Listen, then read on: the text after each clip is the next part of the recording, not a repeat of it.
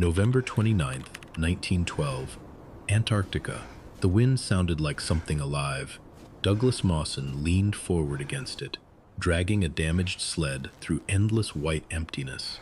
His face was swollen from frostbite, skin hung loose from his hands. Every step sent pain through his legs like broken glass.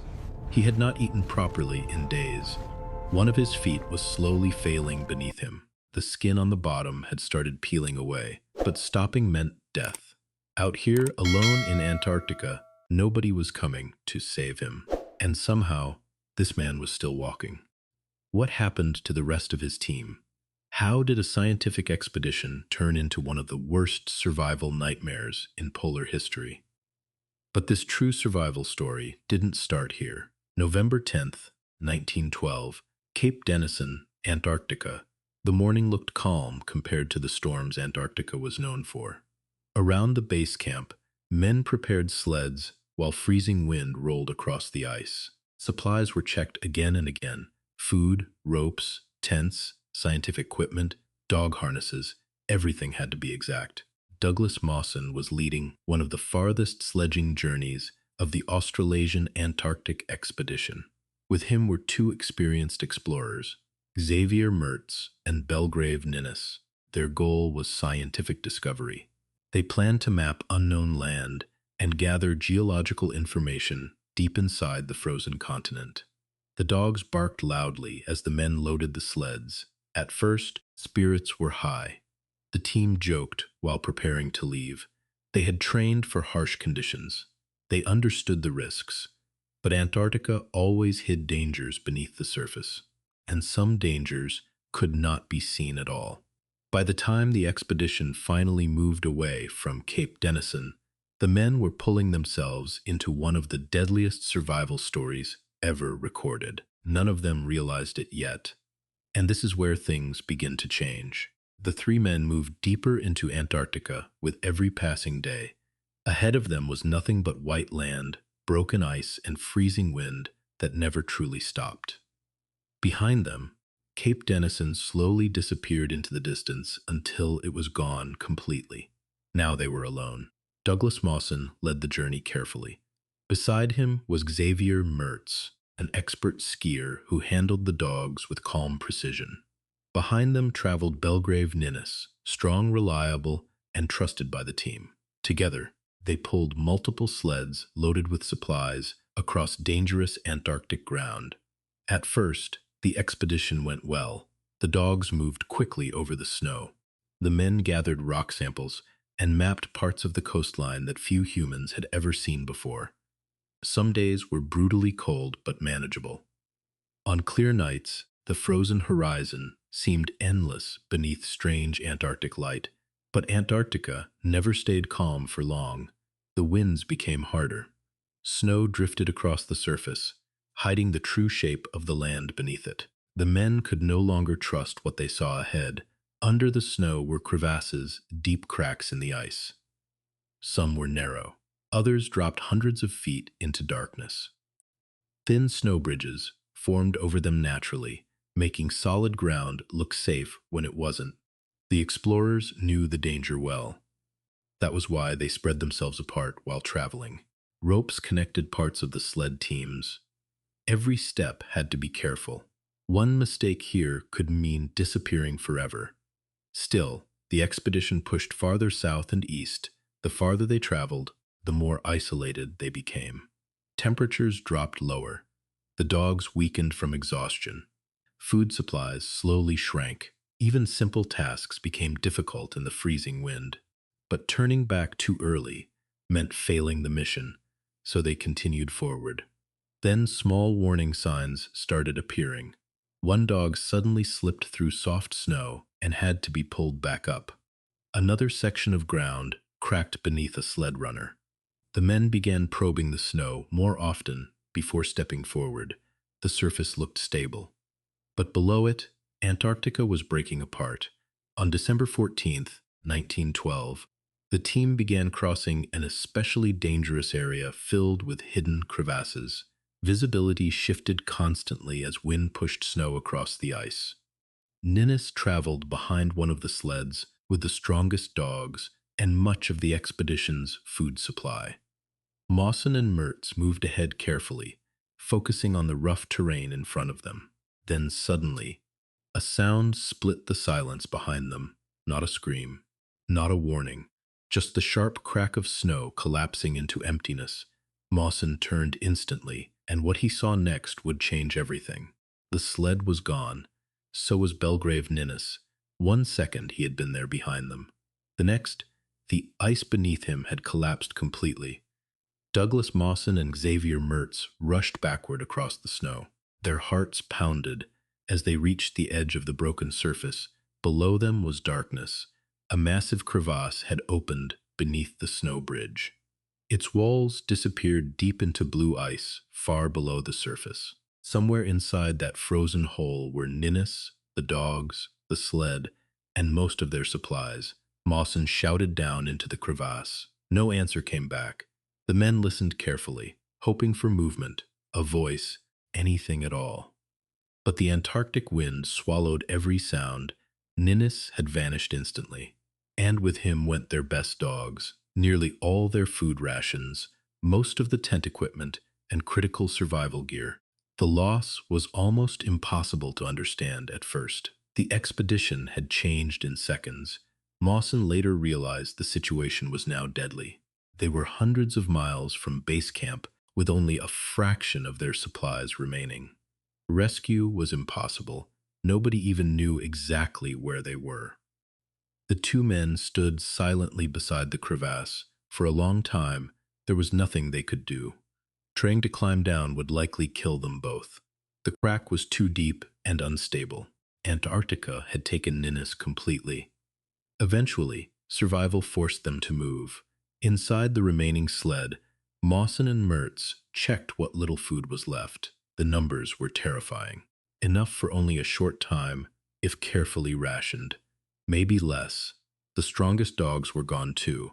That meant the men would now need to pull more weight themselves across brutal Antarctic terrain, and they still faced nearly 300 miles back to Cape Denison. Every decision now mattered. Mawson immediately began calculating distance, food, and energy. They reduced equipment to the bare minimum. Personal items were abandoned in the snow. Scientific samples collected over weeks were left behind to lighten the load. Even basic comforts became unnecessary. Survival came first now. The men turned the sled around and began the long journey back toward base camp. But almost immediately, the atmosphere between them changed. Before the accident, they had been explorers. Now they were survivors. The cold felt sharper. The silence felt heavier. Every hidden patch of snow ahead looked dangerous. The dogs moved slower, as if sensing something was wrong. That night inside the tent, hunger already started creeping into their thoughts. The food portions became painfully small, tiny pieces of biscuit, thin amounts of melted snow for drinking water. They tried to stay calm while discussing distances and travel plans. But both men understood the truth. Their chances of surviving were becoming smaller every day. Still, they kept moving, because stopping in Antarctica meant disappearing just like Ninnis. And the worst part was, things were only beginning to fall apart. The return journey became a slow fight against starvation. Every morning, Douglas Mawson and Xavier Mertz forced themselves out of the frozen tent and back into the wind. The sled felt heavier each day. Their bodies felt weaker, and food was disappearing fast. The men measured every meal carefully. Small pieces of biscuit, tiny amounts of chocolate, thin soup made from melted snow. It was nowhere near enough for two men crossing Antarctica by foot. Soon, they faced the decision both had been trying to avoid. The remaining sled dogs would have to be killed for food. The dogs had carried them through storms and dangerous terrain. Mertz especially cared deeply for them. He had trained and handled the animals since the expedition began. But now, survival mattered more than emotion. One by one, the weakest dogs were shot. The meat was cut into pieces and boiled over a small stove inside the tent. The men chewed slowly through tough frozen flesh while trying not to think about how desperate their situation had become. Nothing could be wasted, even the organs were eaten, especially the liver. At the time, neither man understood the danger hidden inside it. For a short while, the extra meat gave them strength to continue. They traveled long hours through freezing winds, dragging the sled across rough ice and soft snow. But Antarctica kept taking energy faster than they could replace it. Then Mertz began changing. At first, it seemed like simple exhaustion. He became quieter during the marches, slower while preparing camp, but soon the physical signs became harder to ignore. His fingers looked pale and damaged from frostbite. His face appeared thinner every day. The skin around his mouth started cracking badly in the cold air. Then his stomach problems began. Mertz struggled to eat. Weakness spread through his body. At times he seemed confused or emotionally distant. Mawson noticed him staring silently for long periods inside the tent. Meanwhile, the weather grew worse again. Strong winds slammed against the fabric walls at night, shaking the tent violently, while temperatures dropped lower and lower. Sleep became difficult. Rest never fully came. Mawson himself was weakening too. His hands were damaged from constant exposure. His body burned through energy faster than the tiny meals could replace. But he tried to stay focused on movement, distance, and survival calculations. They still had hundreds of miles left.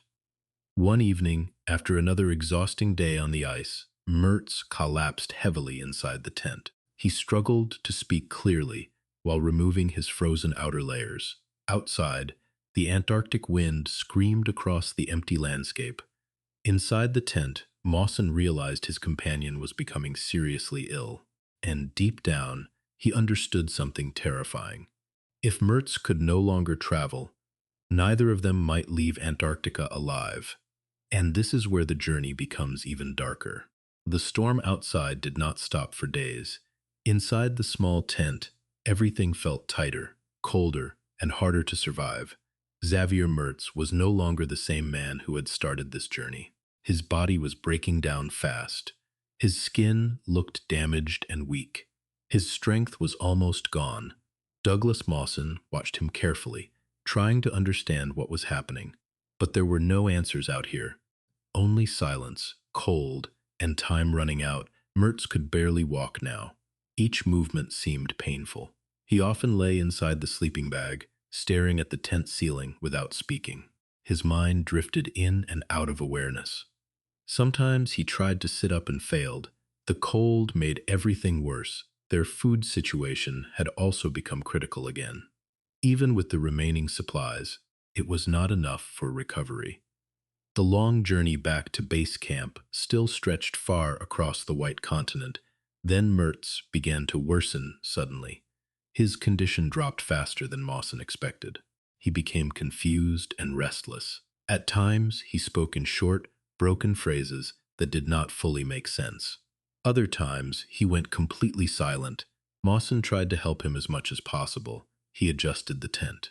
He prepared food. He kept the stove running when fuel allowed. But there was only so much one man could do. In a place like this, the Antarctic environment did not allow recovery. It only allowed survival or death. Days passed in a blur of weak movement and heavy breathing. Mertz's body stopped responding properly. His strength disappeared completely. He could no longer continue the journey. Mawson realized what this meant.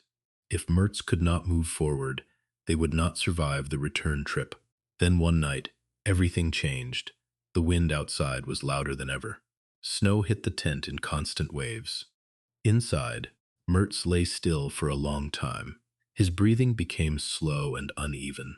Mawson stayed close, watching every small sign. There was nothing more to do. By the time morning came, Mertz was gone. The silence inside the tent was different now. He was no longer speaking, no longer moving, no longer part of the journey. The second man of the expedition had been lost in Antarctica's endless cold. Mawson was alone, completely alone. The weight of that realization hit harder than the weather outside. There was no second voice anymore. No partner to share decisions. No support when exhaustion took over. Only one man and a frozen continent stretching in every direction. But stopping was not an option. The distance back to Cape Denison was still impossible. The sled still had to move. Survival still depended on forward motion, even now. Mawson stepped outside the tent into the freezing wind. He pulled the sled rope tightly in his hands. His body was weak, but his decision was clear, and from this moment on, every step would be taken alone. The moment he stepped out of the tent alone, the world changed shape. There was no reply behind him anymore. No voice checking supplies, no footsteps in the snow beside his. Only the wind and the endless white horizon. Douglas Mawson was now completely alone. The sled still had to move forward. Even without Mertz, even without help, even without enough food. At first, he tried to keep the same pace, one step after another, dragging the sled rope through stiff gloves, counting distance in his mind, measuring survival in hours instead of days. But his body was already breaking down. Frostbite had damaged his feet badly. Each step sent sharp pain through his legs. The skin on his hands and face had hardened and cracked from constant exposure. Simple movement became difficult. Still, he refused to stop. Stopping meant freezing where he stood. The landscape around him never changed. White ground, white sky, white silence. It all blended into a single empty world with no direction. Even time started to lose meaning. Some days, he walked through storms so strong he could barely see the sled in front of him. The wind pushed against him like a solid wall. Snow filled his eyes and mouth, but he kept moving forward anyway.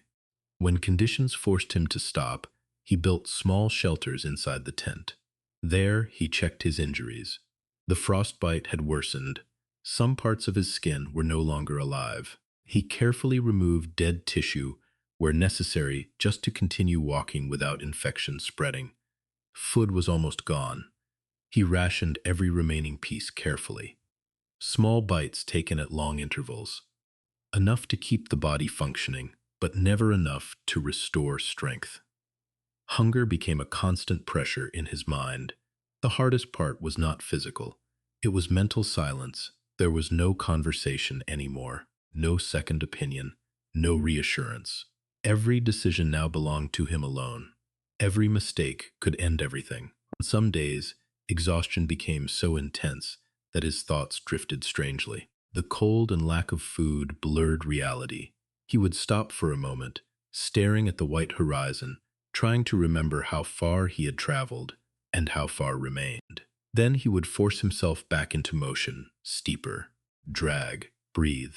Repeat. At one point, the sled nearly slid into a hidden crevasse while crossing unstable snow. Mawson reacted just in time, pulling it back with all his remaining strength. A few seconds later, he realized how close the end had been. But there was no time to think about it. The journey continued. His body grew weaker each day, but something inside him refused to give up. Not hope exactly, more like instinct. A simple refusal to stop moving while life still remained in him. And then, after endless white, nothing. Something finally changed ahead, a faint sign. Almost impossible to see, human-made, a marker left in the ice. For the first time in weeks, Mawson was no longer completely alone in a world without direction. A mark in the ice appeared ahead, small, half-buried, but real. For the first time in weeks, it wasn't natural. It was human. Douglas Mawson stopped for a moment, staring at it through the blowing snow. His body was shaking from cold and exhaustion. His mind struggled to believe what his eyes were seeing. A supply cache left behind by the expedition team during earlier travel routes.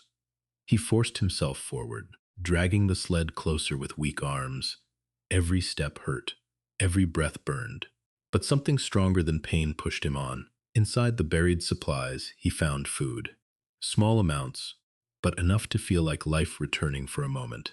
Biscuits, emergency rations, a note left behind by the support team, Sybil words. But they meant everything. Keep going. Base camp is still reachable. For the first time in a long time, Mawson allowed himself to pause and breathe properly. Not relief, not safety, but a direction. A path forward, then the weather changed again. The sky darkened fast. Wind rose without warning. Snow thickened into a violent white wall that swallowed distance and sound. Another Antarctic storm was arriving. Mawson packed quickly. He could not stay. But his strength was nearly gone now. Even simple movements felt slow and heavy. The storm pressed against him as he tried to continue forward with the sled. Each step became harder. Visibility dropped to almost nothing. The world became a blur of white and shadow. He followed instinct and memory, trying to stay on the correct direction toward Cape Denison. Hours passed like this. At times, he stopped completely just to regain balance. His body was failing, but the thought of the supply cache and the note kept him moving. Somewhere in the storm, doubt began to rise. What if he had misread the direction? What if the base camp was already gone? What if he was still walking in circles across empty ice? But stopping meant certain death, so he continued. Step by step through the blizzard, then, through the storm, something strange appeared ahead.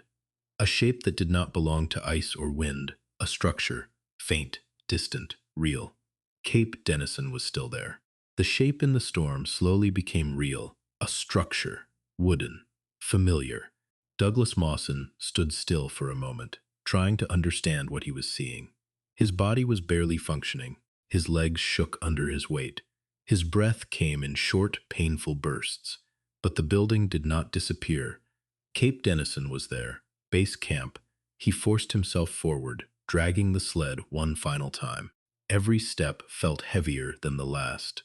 The storm tried to push him back, but something inside him refused to stop now. Not after everything. When he finally reached the camp, there was silence, then realization. The rescue ship had already left. He had survived the impossible journey, but arrived too late to leave with them. For a moment, everything inside him went still. No celebration, no relief. Only exhaustion so deep it felt like falling. But Mawson was not alone for long. Some members of the expedition team who had remained behind saw him. They rushed to help him inside, shocked at his condition. His body was badly damaged from frostbite and starvation. His strength was almost gone. They gave him warmth, food, care slowly. His breathing steadied. The survival journey across Antarctica had ended, but recovery was just beginning. He would remain at Cape Denison through another brutal winter until a ship could return. Later, the truth of his journey became known. He had lost both companions. He had crossed nearly impossible distance alone. He had survived starvation, storms, frostbite, and isolation that broke most men long before the end. And yet he walked out of Antarctica alive, not because it was easy, but because he never stopped moving. And in the end, that was the only reason he made it back at all.